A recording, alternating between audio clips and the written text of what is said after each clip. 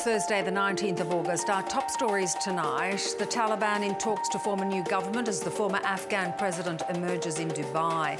The death toll from the Haiti earthquake continues to rise as aid trickles in. The New South Wales Premier declares COVID-0 is no longer realistic. And Malaysia's former Deputy Prime Minister poised to take the country's top job. You're watching The World.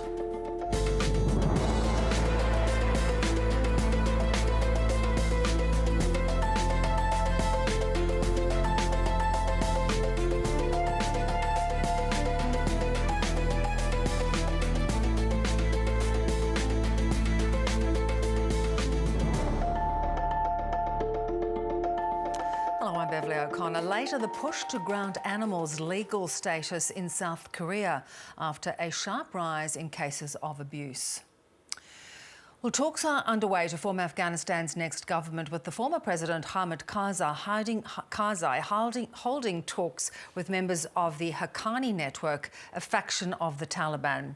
As for the former leader Ashraf Ghani, he's emerged in Dubai 5 days after the fall of Kabul. The capital is seeing signs of resistance as Taliban rule begins in parts of the country. Our Middle East correspondent Tom Joyner begins our coverage. A rare early sign of dissent. Protesters in Jalalabad replaced the Taliban flag with Afghanistan's tricolour ahead of the country's Independence Day. You can hit me with 30 bullets, kill me. I will sacrifice my life for this flag. Taliban fighters responded with gunfire, killing at least 3 people and injuring more. Speaking from exile in the United Arab Emirates, Ashraf Ghani said he left to avoid bloodshed. Don't believe those who say your president sold you out and fled. I left Afghanistan in a vest, shoes and a T-shirt. Denying accusations, he took large sums of money from state funds with him. We failed in politics. But which politics? It was the failure of the Taliban leadership and also the political failure of international allies. Ashraf Ghani was welcomed here on humanitarian grounds. The United Arab Emirates has become a hub for the race to evacuate foreign citizens and some Afghan nationals from Kabul, although spots on the tarmac are limited and landing is really dependent on the weather. The international effort now has just days, not weeks, to try and get out as many people as possible. Quite frankly, it's obvious we're not close to where we want to be in terms of getting the numbers through. The United States is focusing on securing Kabul's airport, but as for anything beyond that...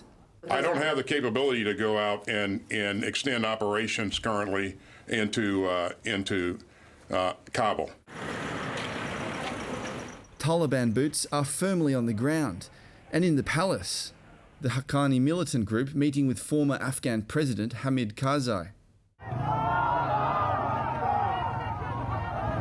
The movement's leader, Mullah Baradar, has arrived in the group's spiritual home of Kandahar, as plans are afoot to set up a government. The system of the government is clear. That is an Islamic government. Sharia law would be, of course, there would be no democratic system at all, because it doesn't have any base in our country. Many Afghans aren't taking any chances. They behead people. There's no work in Afghanistan, and we lost our homes. This group walked into Iran in the hopes of seeking safety in Turkey. Their future's just as uncertain as their nations. Tom Joyner, ABC News, Dubai. Another 76 Australians and Afghans have been evacuated from Kabul, but this time by the British Air Force. The federal government has now joined forces with allies to rescue as many people as possible. And as political editor Andrew Probyn explains, the first group of evacuees will soon be on its way to Australia. Kabul airport is surrounded, the only place in Afghanistan not under Taliban control. But getting in, a frightening ordeal. An Australian mother and daughter caught at a Taliban roadblock, among the many desperate to board evacuation flights out of the Afghan capital. 76 people were evacuated, including Australian citizens and Afghan visa holders. They have been transferred to our base in Al Minhad. The second group evacuated. They hitched a lift on a British RAF plane, allies in the 20-year war coordinating a mass airlift. We're also working with other countries now to share lists of potential passengers. Giant Australian Globemaster C-17s readying in Dubai for their turn as early as tonight. Those slots are being allotted for to get on the ground and to unload and upload and get out. With countries scrambling to get their people out, recriminations continue over a botched military exit. No mistakes? No, the idea that somehow there's a way to have gotten out without chaos ensuing, I don't know how that happens. When the US and its allies leave for good, responsibility won't end. Canada and Britain pledging to take 20,000 Afghan refugees each over coming years. The sacrifice in Afghanistan is seared into our national consciousness. Australia's promising to take 3,000 Afghan refugees this financial year. We see that as a floor, not as a ceiling. The solution here isn't going to be evacuation flight. It's going to be how we deal with the vast humanitarian needs that already exist in Afghanistan. On Scott Morrison's desk is a model of an asylum seeker boat with the words, "I stopped these." That's a memento from his time as Immigration Minister. Now Prime Minister, he knows he will be judged on his generosity towards people whose nation Australia spent 20 years trying to rebuild. Andrew Probyn, ABC News, Canberra. Well, the death toll from a devastating earthquake in Haiti has now reached 2,189, with another 12,000 injured. Dozens are still missing. Aid is trickling into the country, adding to the frustrations for hospitals, which are overflowing with patients while others camp out on the streets. Tens of thousands are homeless after the magnitude 7.2 quake destroyed homes, schools and churches. Concern is growing for remote areas which are difficult to access. Haiti's Prime Minister has reassured victims that help is on the way. Plusieurs membres du gouvernement. Tomorrow, government representatives will be on the ground to see the consequence of the catastrophe, to meet with the victims and bring them the assurance that the government has already started and will continue to do everything possible to help them.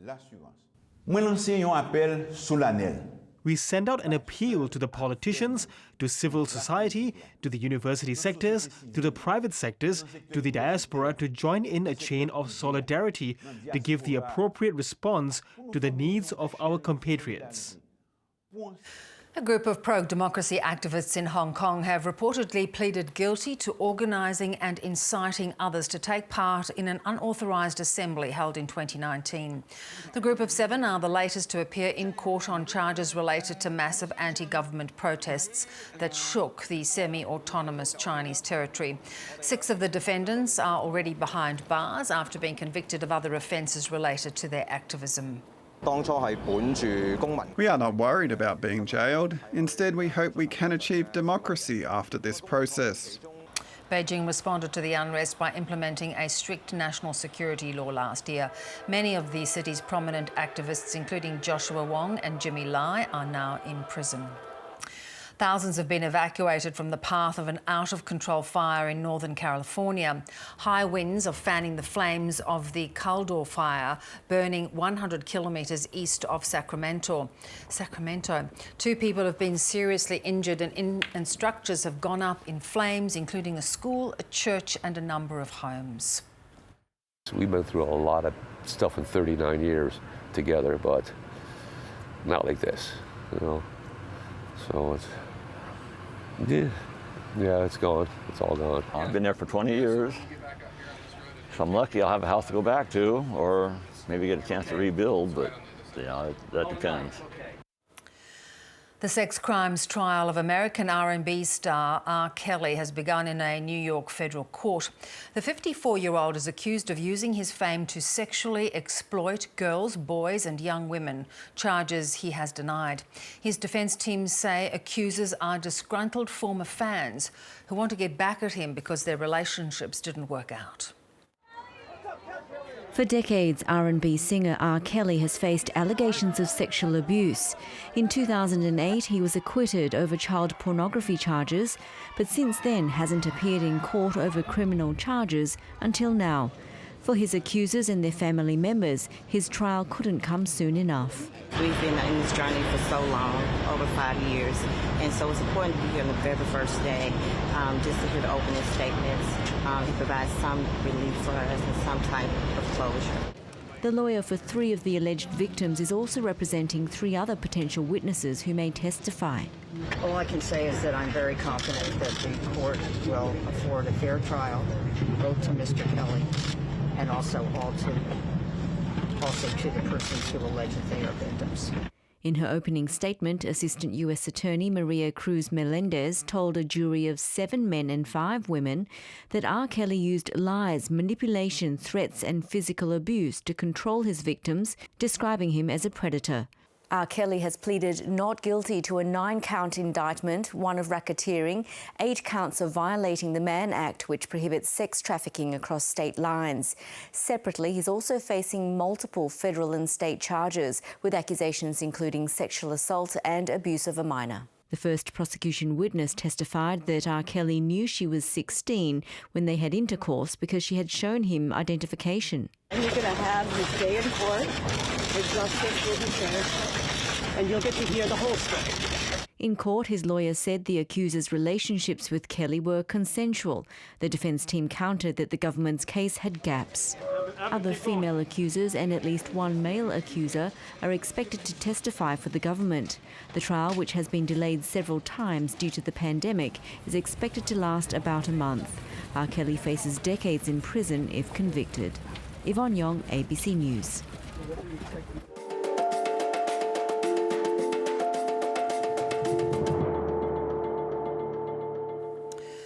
Malaysia is on the verge of appointing its next Prime Minister. Former Deputy PM Ismail Sabri Yaakob is believed to have secured a parliamentary majority, and a decision from the King on a new leader is expected tomorrow. It comes just days after Muhyiddin Yassin resigned from the top jobs and after all MPs submitted their nominations for a replacement. Our South Asia correspondent Anne Barker walks us through the likely outcome. The King basically asked MPs in the Malaysian Parliament, there's 222 of them, just who they would nominate as their preferred Prime Minister. 114, it appears, have given their backing to Ismail Sabri Yaakob, who was the immediate Deputy Prime Minister under Muhyiddin Yassin, who resigned on Monday. Now, assuming that that is the result, we haven't actually had a formal announcement, but it does look as if the King will announce that he has become the Prime Minister tomorrow morning. So, Anne, how much is this going to change things? He's from the UMNO party of Najib Razak, which has been embroiled in graft allegations, and it has been a hindrance. It was a hindrance to the previous Prime Minister. So is this going to make any difference? Well, look, on one level, I think you could say this is about continuity, the fact that he was the Deputy Prime Minister under the immediate past Prime Minister. He has been a minister in this government and previous governments, and he's been part of the Malaysian government's strategy for handling the pandemic, for the amazing explosion of cases that we've seen in Malaysia.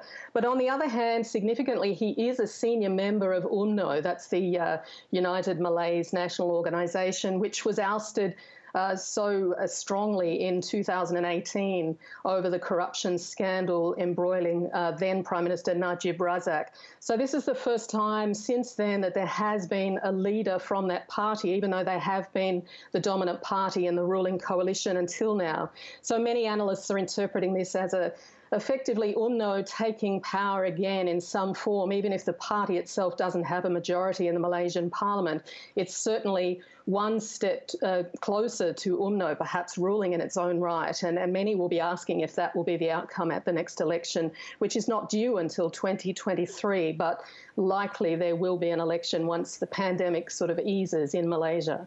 So, and does that remain the greatest challenge facing him if he is elected? Well, look, maintaining his majority, if you like, will be a key challenge. He has the same razor-thin margin in the Malaysian parliament that Muhyiddin Yassin has had for the past 17 months. Ultimately, he lost that majority, and that's what forced him to resign this week. So that will be a key challenge. because then you would have to ask who would replace him. But certainly the pandemic really is the ultimate challenge that Malaysia is grappling with at the moment. That's the reason why there won't be an election now, which would normally be the case. The King has said that it is simply unsafe to hold an election now. Malaysia's been in a very strict lockdown since June, even though some workplaces are still operating at about 50%. Malaysia has one of the highest infection rates in the world. Just today, they had another record daily number of cases of almost 23,000. They've had 13,000 deaths. So the pandemic is raging in Malaysia. It's an even higher rate of infection per capita than we're seeing in Indonesia, even if the numbers are much less. And where does this leave the opposition leader Anwar Ibrahim? He has been hoping to get to that top job. He had thought he was close at one point. Do you think this result effectively ends his chances of ever being Prime Minister? Look, I think you'd have to say that it does. I mean, yes, as you say, this is a man who's had ambitions to be the Prime Minister for 2 decades or more. He even had an agreement after the 2018 election when his coalition with Mahathir Mohamad took power from UMNO then, and he was given an agreement from the Prime Minister then, Mahathir, that he would take the reins of power 2 years later. Now, it was effectively the collapse of the former government early last year was partly engineered to thwart those ambitions. It was very much a collapse of that ruling coalition just as those 2 years sort of came to an end when people were expecting that Anwar Ibrahim would become the Prime Minister. It was all thwarted. Now, more recently, he has claimed that he does have majority support in the Malaysian Parliament. He even went to visit the King himself fairly recently to demand the right to show that he had a majority and be installed as Prime Minister himself. Clearly, by the numbers we're hearing about today, that's not the case. It seems that Ismail Sabri does have the numbers, and if that is the case, then it's very hard to see that Anwar Ibrahim could come back from that unless somehow this new government implodes in the near future. And Barker, great to get that update from you. Thanks so much. Thanks.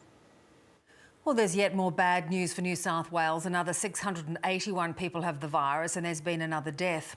The statewide nature of the lockdown will now be extended for another week. The Premier says the state will need to learn to live with the Delta variant because COVID-0 has become unrealistic, but that the mission for now is to get case numbers down. Here's Ashley Raper.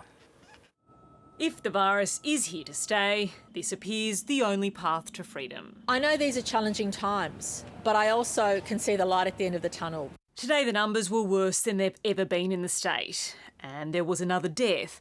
A man in his 80s died in St George Hospital. With the worsening numbers, a concession from the Premier. Everybody's going to have to learn to live with Delta. Admittedly, in New South Wales, we're learning that earlier than others. By everyone, she's including those outside her jurisdiction. Every state in Australia will have to come to terms with the fact that when you get to a certain level of vaccination and start opening up, Delta will creep in. We can't pretend that we're going to be 0 cases around Australia. Now, I think the Premier is being very realistic, given the status of the serious Delta outbreak that we're seeing there. The Prime Minister then clarified the national strategy. Suppression cannot be dispensed with for vaccination when you have the vaccination levels we have now. The Pfizer from Poland is now being administered to younger people in Sydney's hotspots. Oh, it's bloody good. Like, you're really fortunate to be in an area where you're actually able to get vaccinated. Everyone just knows this is something we have to do now. At the moment, we have about 165,000 bookings, and that's been in the last 24 hours. We've had that strong surge come forward, which is great, but obviously we need a lot more. Their aim is to have more than 500,000 people done in 2.5 weeks. Once we hit those high vaccination rates, life will feel much better. Life will look much rosier. People of New South Wales are starting to lose hope because the only light they can see is a freight train coming straight for us. Stop the mystery. We need a pathway out of this. The Premier has promised a plan, or a roadmap as she's calling it, is coming. It's likely to be based on the national plan that's already been released. But Gladys Berejiklian seems determined to forge her own path, given the situation New South Wales is in. We're focused on the roadmap, we're focused on the light, we're focused on the way in which we can move forward. But right now, the reality is rising cases. And in Campsie, an apartment block has just been locked down after the virus infected 9 people across 5 apartments. Ashley Raper, ABC News, Sydney. The ACT's COVID outbreak has grown to 83 with 16 new cases overnight. Nearly 9,000 tests were conducted yesterday, while more than 21,000 people are in quarantine. A week into lockdown, and the Chief Minister Andrew Barr says it's too early to consider lifting restrictions. There are no simple choices. It's often a choice of the least worst outcome. We either stop this virus now or we live like Sydney for the rest of this year. The source of 9 COVID cases remain under investigation. Melbourne has marked its 200th day of lockdown with Victoria's highest daily jump in numbers so far this year. But Victorian health authorities say most of that state's 57 new cases have been isolating while infectious, in a positive sign for efforts to contain the virus. Here's Bridget Rollison.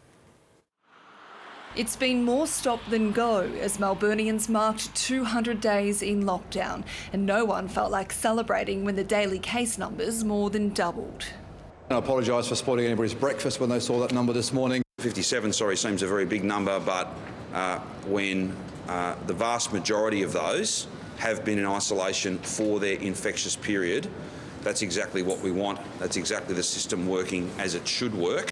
But there are still 13 cases where the source remains a mystery. One worked at Footscray Hospital's medical imaging clinic on Monday. 40 staff are now isolating from a hospital that was already stretched for resources. We've had up to, I think, 350 or so Western Health staff who've been furloughed. Long lines snaked around the iconic Palais Theatre in St Kilda, but it wasn't for a music concert. Testing was ramped up as cases in that area grew to 18. This Glenroy kindergarten has been deemed a Tier 1 exposure site after a staff member refused to get tested. They're being treated as a positive case, sending dozens of children into isolation. All of us have been asked to do so much over the last 18 months. Submitting for a test is the least you can do, I think.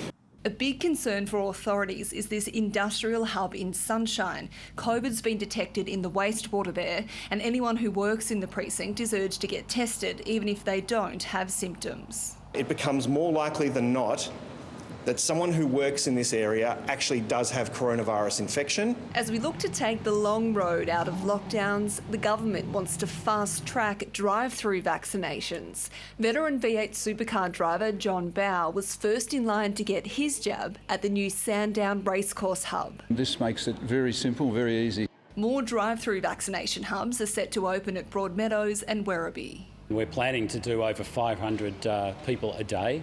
And vaccines are having an impact on case numbers. New figures show more than 95% of the state's 529 cases over the past month were unvaccinated, and none of the 14 people in hospital has had a first dose. Both AstraZeneca and Pfizer vaccine are around 90% protection against serious illness, against hospitalisation and against loss of life. Today's 57 cases was the highest number Victoria's recorded since September last year. But we're warned to expect much of the same tomorrow, with thousands more people undergoing their day 13 tests today. Bridget Rollison, ABC News, Melbourne. The Red Cross is urging wealthier countries to share vaccine supplies with Southeast Asian nations as COVID-related deaths there continue to soar. They say the more aggressive Delta variant, combined with a lack of vaccines, is driving record outbreaks, leading to twice as many deaths in that region compared to North America. Our Southeast Asia correspondent Mazoe Ford is in Bangkok and she joins us live now. Mazoe, these are really disturbing numbers coming out of the region. Why have things deteriorated so badly? Good evening, Bev. Well, the Delta variant is having a huge impact across all of Southeast Asia. Hospitals are under pressure, doctors and nurses are working around the clock, and health systems just can't keep up with the demand of cases from this Delta variant. The Red Cross has used Johns Hopkins University data to look at the picture across this region, and they say that there's nearly twice as many cases here in Southeast Asia as North America. In the past fortnight, the Southeast Asian region had 38,522 deaths. that compared with Europe, 22,000 deaths there, South America, 19,000 deaths there. And in Indonesia, of course, is the worst hit country in this region, with a daily average number of cases, daily number of deaths rather, over the past week, an average of 1,466 deaths there. There's also great disparity between Southeast Asia and other countries around the world when it comes to vaccines, Bev. Many European countries such as Spain, Germany, the UK have nearly fully vaccinated around 60% of their populations. But here in Southeast Asia, Vietnam has only done 2% of its population.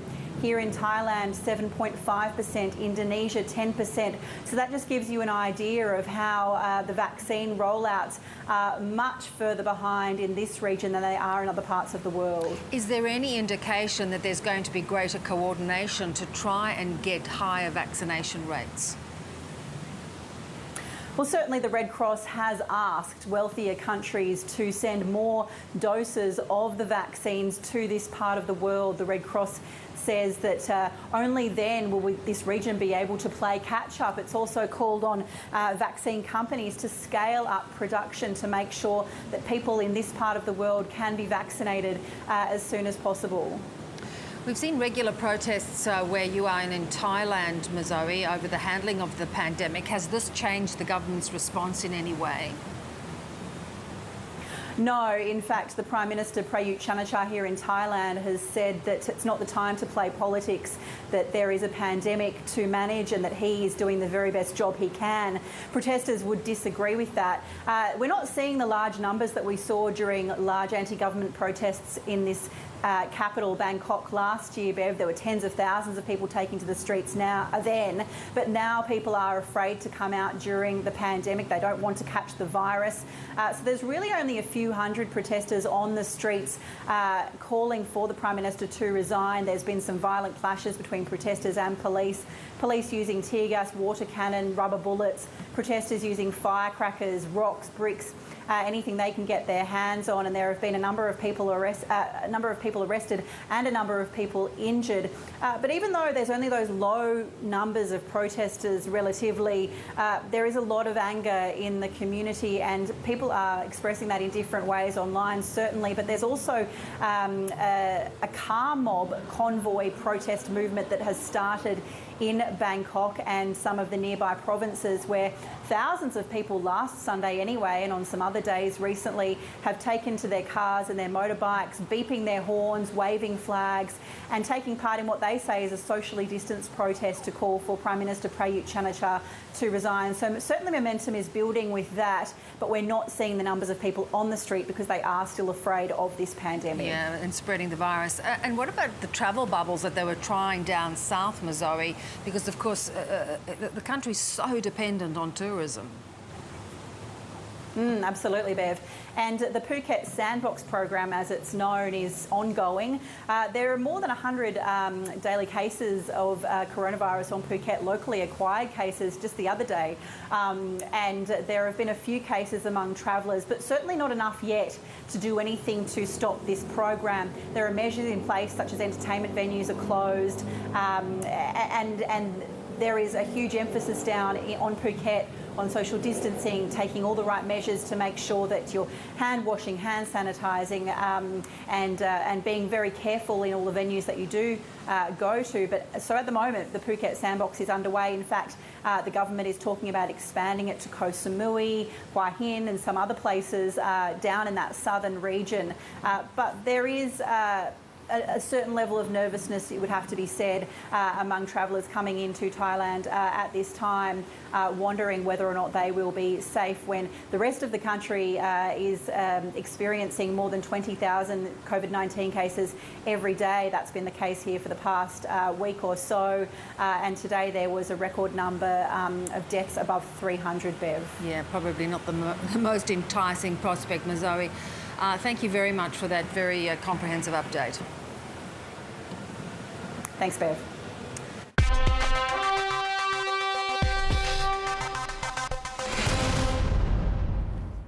Well, tonight's What in the World and a group of modern-day gladiators battling it out in New York Central Park.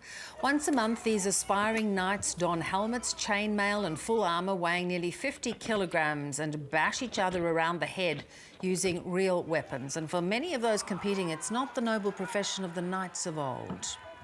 Victory is really not the main point for fighting for me. I'm nowhere near good enough to compete for any sort of place or title or medals. I don't have the time, I don't have the energy, I don't have, the money for the kit. So I'm just here for the violence. Because it feels good to hit people and it feels good to get hit. And it's not all just about bashing each other around. The Night School is part of a non-profit delivering free martial arts and fitness classes to children. As you can see, a couple of adults acting like children.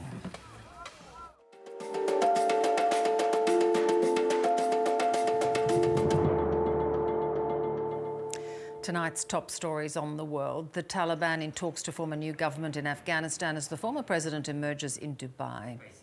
The death toll from the Haiti earthquake surpasses 2,100, with thousands injured and dozens still missing. And the New South Wales Premier says achieving zero COVID cases is unrealistic as the state plans to learn to live with the Delta variant. Well, Brisbane's Afghan community have rallied tonight in the CBD calling for more support from the federal government. Many still have friends and family in Afghanistan who are desperate to leave as the situation there worsens. Jessica Rendell has more from Brisbane. I'm here at the Unity for Afghanistan rally at Brisbane's King George Square. Many people from the Afghan community have turned up tonight in support for what is happening in Afghanistan. Now, there are friends, there are family, people with relatives still stuck in Afghanistan. Speakers tonight mentioned that they were calling on the Australian government to increase their refugee intake caps. Many are hoping and wishing that their family members can come over to safety as well. A lot of the speakers were quite emotional here tonight, and understandably, I think we all know why. I spoke to some of them earlier. Here's what they had to say. I mean, obviously, the Morrison government can at least, do the same thing as Canada is doing, where they're accepting 20,000 migrants in countries. So we can do the same thing. We can accept those translators who were working, who are translating to Australian soldiers. They don't feel safe in Afghanistan. So at least the only thing and the most important thing is to rescue those Afghan people back home and bring them in Australia. So at least they would have the same rights as me. They would have the same right as me, like have the rights of education, freedom of speech, and can raise their voice. There are about 200 people here tonight at this rally. It is quite an incredible sight. You can see people in the back chanting at the moment here. Free Afghanistan is the message coming to you from Brisbane here tonight at this rally. A major bushfire northwest of Athens is threatening a large village despite the efforts of hundreds of firefighters and water bombers. The blaze in the Vilia area broke out this week shortly after another fire started to the southwest of Athens. Several other villages and a nearby nursing home have been ordered to evacuate. Some buildings have been damaged in Vilia, but no injuries were reported. The US government plans to make COVID booster shots widely available from next month.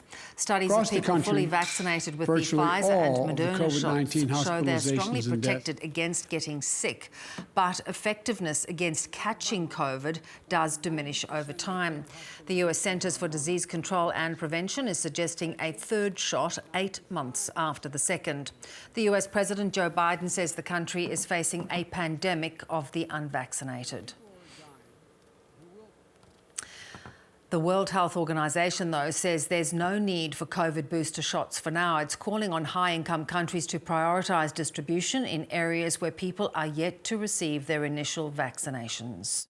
Yes, there is enough vaccine around the world. However, it's not going to the right places in the right order to save as many lives, prevent as much severe disease as possible. Just 10 countries have administered 75% of all vaccine supply, and low-income countries have vaccinated barely 2% of their people.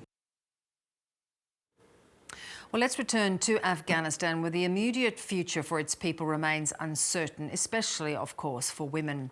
In their first press conference since seizing control of Kabul, the Taliban have reassured women that their rights would be respected, but with the caveat of within the limits of Islam. Reporter Tracy Shelton has been in contact with several people in Afghanistan, including a Taliban spokesman. She says while there is an overwhelming sense of heartache, there is actually still support for the militants. It's actually really mixed. At the beginning, a lot of people were just in fear. They didn't know what was going to happen to them, if they would be targeted. But as time has gone on, I think what I'm hearing is from a lot of people is just devastation and heartbreak that, you know, that this has just happened overnight, and everything that their lives as they've known it have just come to an end all of a sudden, and they don't really know what's in store.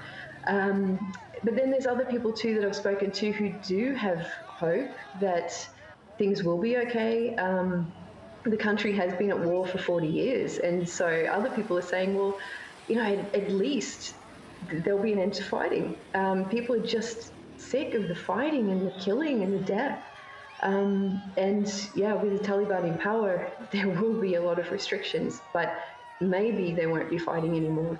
And another thing that people do have hope for is that there may be some security as well, because that was something that a lot of people had said to me about the 1990s when the Taliban were first in power, is that there was at least security. So this is something that some people have been speaking about as well. So mixed feelings. I wonder if it makes a difference. I mean, it's a very young population in Afghanistan. A lot of the younger people would not have known life under the Taliban. Does it differ in terms of age groups, do you think? Oh, absolutely. And I think location too, because, I mean, it's much more difficult for me to speak to people in rural areas, but they're the sort of communities that do have very conservative views anyway. So a lot of these laws that will be coming in, that the Taliban will be enforcing, are the way that they've been living anyway. But in the urban areas, in the cities, and especially the young generation, they've never known these sort of restrictions. They've grown up with education, they've gone to university, they've built careers, they have passions for music and movies, and all of these things are just going to end for them. You've had a chance to talk with a spokesperson for the Taliban. What is your sense of how they intend to move forward? Do they have a sort of sense that perhaps there is going to have to be a little bit more freedom, a little bit more flexibility with them when they were last in power? Well, that's definitely what they're saying, and there are some positive signs that they do mean that.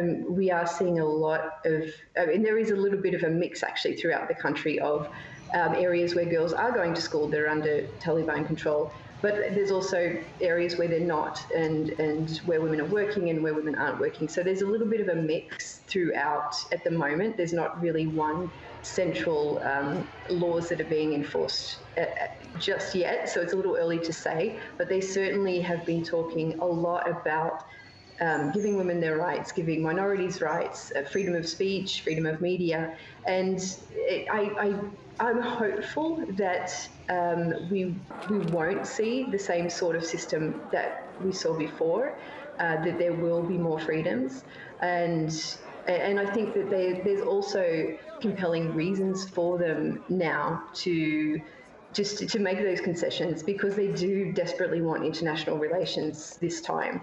And they're going to need a lot of aid, because the country is already in the middle of a humanitarian crisis. So it is that is something that I think may even depend a lot on how the international community react, and whether they do engage with them or not, because that is, I think they would be willing to make concessions on human rights if they get if they have diplomatic relationships with other countries. I guess it would depend too. At the moment, the world's gaze is very intent on Afghanistan. The Taliban are very happy to show that they are in charge. They're walking through the streets with controlling Kabul to say we are here, we have arrived. Once the world's gaze is averted, do you think that new Taliban will disappear again and freedoms will be systematically lost? It's very possible. And yeah, that's something that a lot of people are afraid of.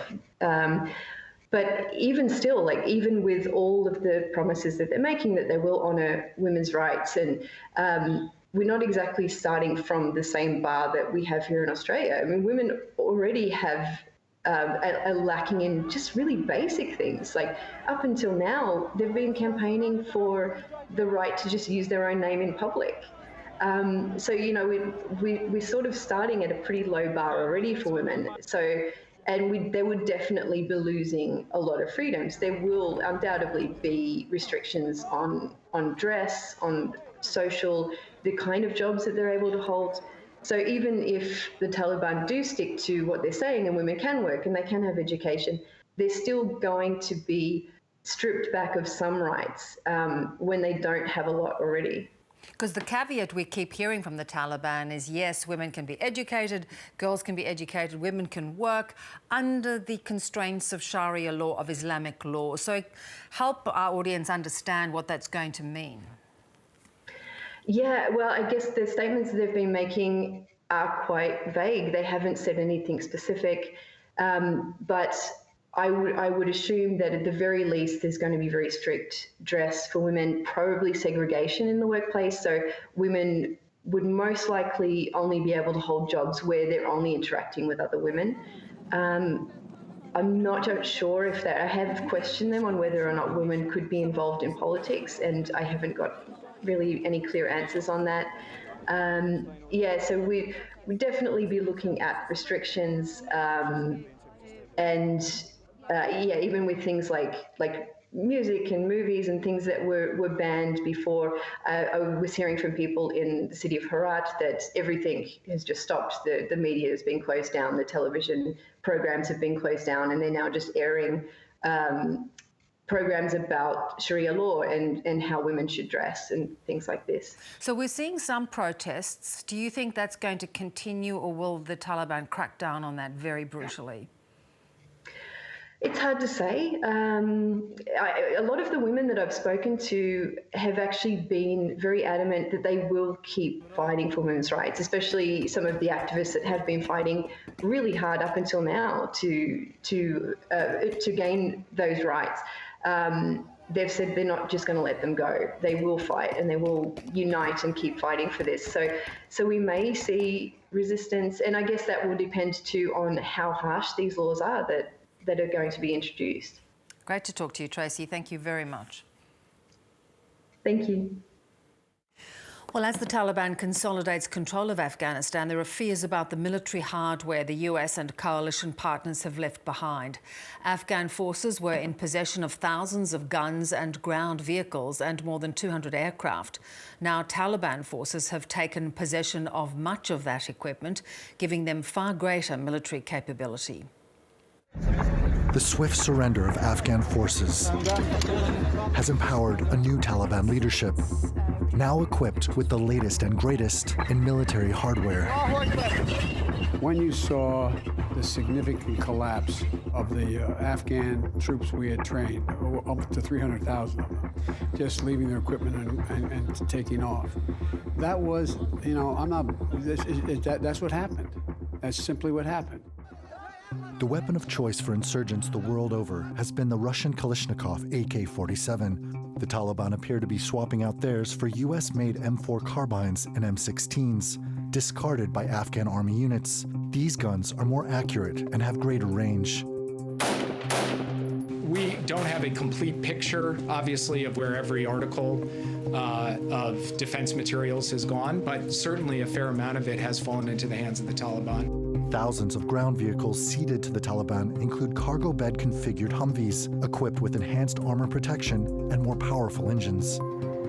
These units cost upwards of $300,000 each.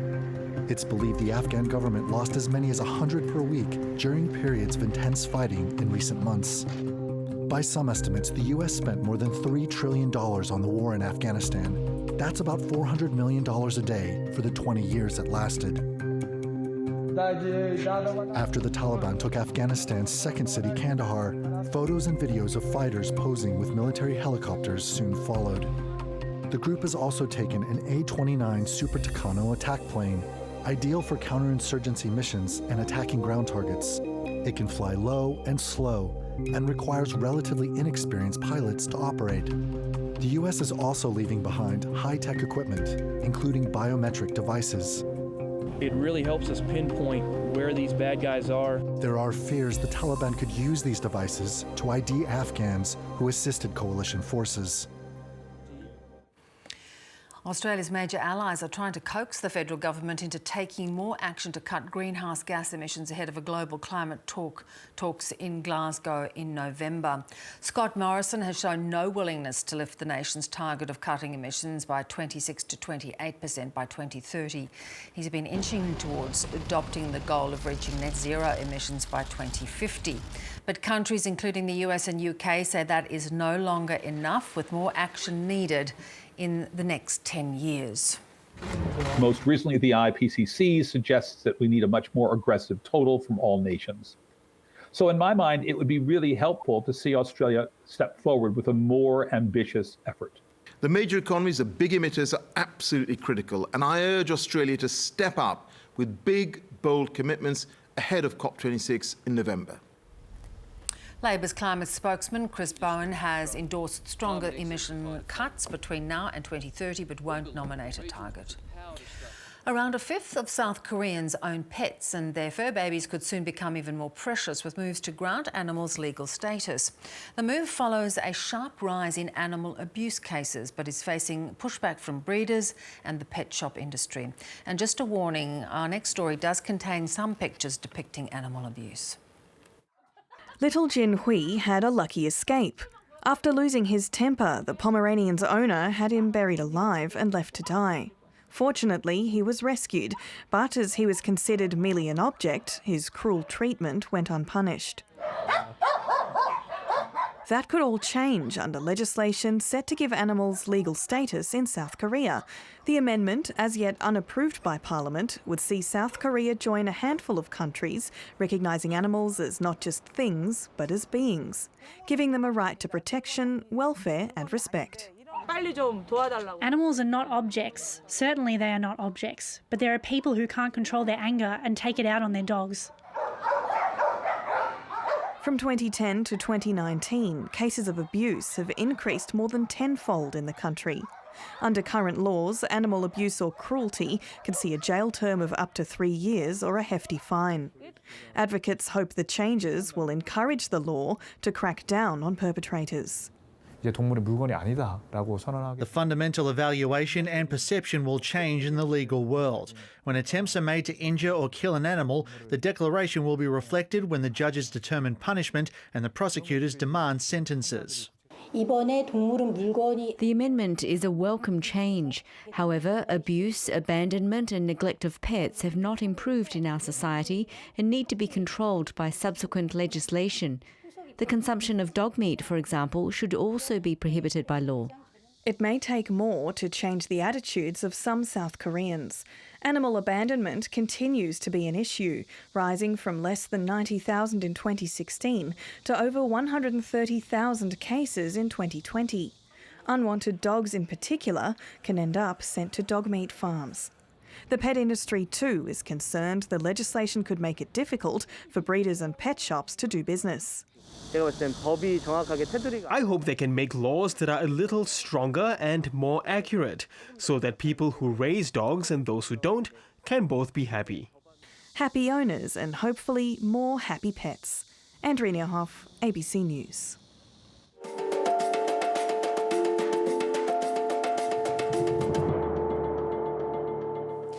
The Bledisloe Cup game between Australia and the All Blacks is expected to go ahead as scheduled, despite concerns over New Zealand's COVID outbreak. The game still requires approval by WA's health officer, but is expected to be played under strict quarantine conditions, like those used by the AFL this season. The All Blacks will arrive on Sunday and will be allowed to train while in quarantine.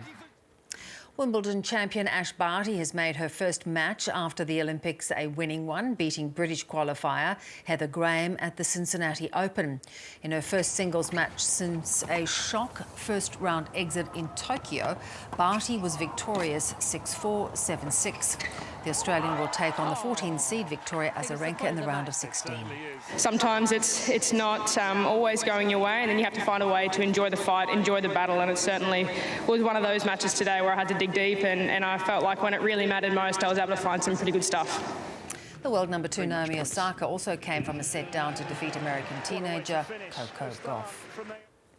Richmond fan favourite Basha Hooley has added his name to the growing list of players announcing their AFL retirement. The ultra-consistent dashing defender will exit the game with 3 premierships. Humble till the very end, a nervous Basha Hooley broke the news to his teammates. I hate speaking about me. It's not about me. I struggle. But on-field success hasn't been a struggle. Basha Hooley! The much-loved clubman retires with 3 premiership medals around his neck. Hooley stepped up when it counted. Hooley to kick a goal! He does! Twice finishing only behind Dustin Martin in the Norm Smith count. But perhaps his most indelible mark has been his work beyond the boundary line. The AFL's first Orthodox Muslim has led the way in faith and football, setting up a foundation for young Muslim boys and girls. And I also wanted to achieve one other thing, and that was to educate Australia about my faith, about the religion of Islam. Hooley's Football Academy continues to grow, with more than 35,000 participants. Despite struggling this season with an ankle injury, the 33-year-old recently declared he wanted to play on. He now says he's looking forward to life after footy. It's time to go fishing. Tiger for life. Thank you. Damien Hardwick paid tribute to Hooley and fellow premiership hero David Asprey, who's also hung up his boots. The legacy that they will leave and have built can't be measured. It's the end of the road for another champion. At the age of 38, Sean Burgoyne will play his final match for Hawthorn this weekend. The man known as Silk recently celebrated his 400th game, becoming just the 5th player ever to reach that milestone. Tom Maddox, ABC News, Melbourne. Also hanging up the boots after 13 years, Broncos captain Alex Glenn will retire at the end of the season. The 33-year-old has spent his entire career at the Brisbane club and will take on a new role mentoring young players. A proud husband and father of 3, Alex Glenn's calling time on his career to have more of it, his family's sacrifice. Tough to put into words. Holding the fort down at home, no one sees that stuff but us. What is clear, the legacy Alex Glenn will leave at the Broncos, one of loyalty and leadership. I believe I know what a real Bronco looks like, and certainly Alex fills those shoes admirably. A career spanning 13 seasons, 2 as captain and 282 games. He'll play just 3 more as a Bronco, making him one of the club's most capped players, behind only Darren Lockyer, Corey Parker and Sam Thaiday. I'm still competing well. Could I do it for 1 more year? Probably not. But Glenn's is a story that almost never began. After suffering a back injury, he was given a devastating diagnosis as a promising 16-year-old. If I got put in a bad tackle and landed in the wrong spot, there was a high chance that I'd be in a wheelchair for the rest of my life. He spent 3 years resting up and had all but written off playing professional rugby league. I was painting houses, mate, and I got a call from Wayne Bennett, and I honestly thought it was someone geeing me up. It changed my life in so many ways, but, you know, honestly, the person that I was back then to the person I am now, there's been so many people that have had a huge factor in my life. And for that, he plans to give back to the Broncos, taking on a mentoring role for young players. He's here for life. We love him. We love what he's brought to the club. The Broncos are also organising a celebration of their own for Glenn's final home game at Lang Park next month. Brittany Klein, ABC News, Brisbane. Let's get the weather. Here's Graham Creed. A high-pressure system that's been dominating the weather across the southeastern states is continuing to move further east, and as it does, it's allowing a series of cool changes to move up through those southeastern states. We're still seeing a moist onshore wind flow through the southwest of Western Australia, so much of southern Australia looking at the potential of showers. A much drier story, though, through much of the remainder of the continent, apart from parts of the Queensland coast. We've still got that moist onshore wind flow, so areas north of about Bowen looking at the potential of some showers or drizzle areas, but it should remain dry and warm elsewhere. A warm day on the way for much of New South Wales. Any showers will sit generally about the southern border, perhaps a bit more likely about the southern slopes and alpine areas. Severe weather warning for the alpine areas as well. That severe weather warning for damaging winds also covers parts of the northeast of Victoria. Showers will increase across the state through the day, but they will be more widespread in the southwest and the northeast. We've also got the potential of widespread showers in Tasmania. Very little in the gauges, though, through the eastern parts, really more widespread about the north and west. For South Australia, anywhere across the agricultural area, we are looking at the potential of fairly widespread showers. We could even see an isolated thunderstorm across the more southern districts. For the southwest land division, mostly the coastal areas likely to pick up the better of the showers. Anything moving further inland will remain light and patchy. We've got mostly dry conditions across the territory in WA. Just a brief morning shower about the northwest of the top end and also the Tiwi Islands. Our top stories tonight. The Taliban in talks to form a new government as the former Afghan president emerges in Dubai. And the death toll from Saturday's earthquake in Haiti surpasses 2,100 with thousands more injured. And that is the shape of your world for tonight. And you can find more world news at the ABC's YouTube channel. I'm Bev O'Connor. Have a great night. Bye-bye.